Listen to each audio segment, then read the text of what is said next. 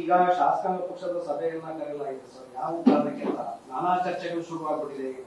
ವಿಶೇಷ ಸಂದರ್ಭ ಕರೀತಾ ಇದ್ದಾರಲ್ಲ, ಏನಿದೆ ಹಾಗೆ ಅಂತಲ್ಲ. ಈಗ 21ನೇ ತಾರೀಕಿಗೆ ಮತ್ತೆ ನಾವು ಅದು ಬೆಳಗಾವಿನಲ್ಲಿ ಕಾರ್ಯಕ್ರಮ ಮಾಡ್ತಾ ಇದ್ದೀವಿ.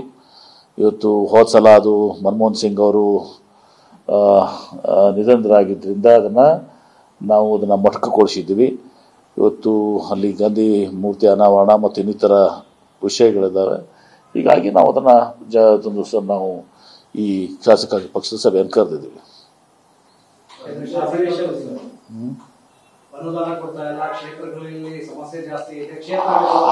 ಆ ವಿಚಾರಗಳು ಯಾವುದೂ ಕೂಡ ಈಗ ಬಂದಿಲ್ಲ. ಈಗ 21ನೇ ತಾರೀಕಿಗೆ ಮಹಾತ್ಮ ಗಾಂಧೀಜಿಯವರ ಏನು ಪುಣ್ಯತಿಥಿ ಇದೆ, ಆ ಪುಣ್ಯತಿಥಿ ಸಂದರ್ಭದಲ್ಲಿ ಮಾಡಬೇಕು ಅಂತೇಳಿ ಒಂದು ಅಭಿಪ್ರಾಯ ಇದೆ.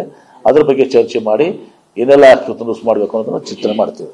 ಸರ್ಕಾರದಲ್ಲಿ ಅಹಿಂದ ವರ್ಸಸ್ ಮೇಲ್ವರ್ಗ ಅನ್ನೋ ತರದ್ದು ಏನಾದ್ರು ನಡೀತಾ ಇದೆ ಸರ್? ಯಾಕಂದ್ರೆ ಕೆ.ಎನ್. ರಾಜಣ್ಣ ಅವರು ನಿನ್ನೆ ಮಾತನಾಡುವ ಸಂದರ್ಭದಲ್ಲಿ SC/ST ವಿರೋಧಿಗಳಾಗಿರುವ ಅನ್ನೋ ತರ ಮಾತನಾಡಿದ್ದಾರೆ. ನಮ್ಮ ಕಾಂಗ್ರೆಸ್ ಪಕ್ಷ ಇವತ್ತು ಎಲ್ಲ ಜಾತಿ ಧರ್ಮದ ಮೇಲೆ ವಿಶ್ವಾಸ ಇಟ್ಕೊಂಡು ಹೋಗುವಂಥದ್ದು. ಅಣ್ಣ ಬಸವಣ್ಣನವರ ಏನು ಡಾಕ್ಟರ್ ಬಾಬಾ ಸಾಹೇಬ್ ಅಂಬೇಡ್ಕರ್ ಅವರ ಸಿದ್ಧಾಂತ ಇತ್ತು, ಅದನ್ನು ನಂಬಿಕೊಂಡು ನಿಂತಂಥದ್ದು. ಹೀಗಾಗಿ ಮೇಲ್ವರ್ಗ ಕೆಳವರ್ಗ ಅದೆಲ್ಲ ನಿರ್ಮೂಲನೆ ಆಗಬೇಕು ಅಂತಲೇ ಎಲ್ಲ ಅನುಭವ ಮಂಟಪ ಹುಟ್ಟಾಕಿದ್ದು. ಹೀಗಾಗಿ ಎಲ್ಲರನ್ನೂ ಸರಿಸಮಾನರಾಗಿರೋದು ಸಹ ತೆಗೆದುಕೊಂಡು ಹೋಗುವಂಥ ಪಕ್ಷ ಕಾಂಗ್ರೆಸ್ ಪಕ್ಷ. ಹೀಗಾಗಿ ಅಲ್ಲಿ ಇದು ಯಾವುದೂ ಕೂಡ ಇಲ್ಲ. ಬದಲಾವಣೆ ಮಾಡಿದೆ ವಿಶ್ವವಿದ್ಯಾಲಯ ಯೂನಿವರ್ಸಿಟಿಗಳಲ್ಲಿ VC ನೇಮಕ ರಾಜ್ಯಪಾಲರಿಗೆ ಅಧಿಕಾರ ಕೊಡ್ತಾರೆ. ಸ್ಟೇಟ್ಗಳ ಸಮಿತಿ ಮಾಡಿ ಶಿಫಾರಸು ಮಾಡ್ತಾ ಇತ್ತು. ಈಗ ಅದನ್ನ ಬೇರೆ ರಾಜ್ಯದಲ್ಲಿ ಬಿಜೆಪಿ ರಾಜ್ಯ ಗುಜರಾತ್ನಲ್ಲಿ ಏನಂತ ಕೇಳಿ.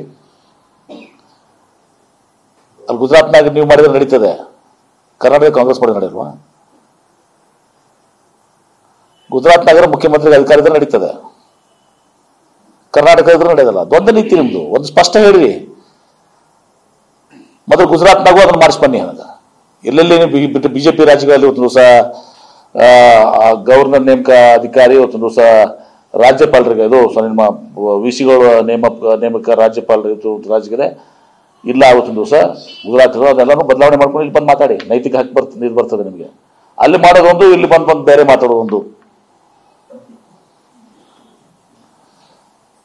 ಲಿಂಗಾಯತ ಶಾಸಕರ ಸಭೆ ಕರೆಯಲಾಗಿದೆ ಅಂತ ಈಗಾಗಲೇ ಚರ್ಚೆಗಳು ಶುರುವಾಗಿದೆ ಸರ್. ನಮ್ಗೆ ಯಾರು ಲಿಂಗಾಯತ ಶಾಸಕರು ಆ ರೀತಿ ಚಿಂತನೆ ಮಾಡಿಲ್ಲ.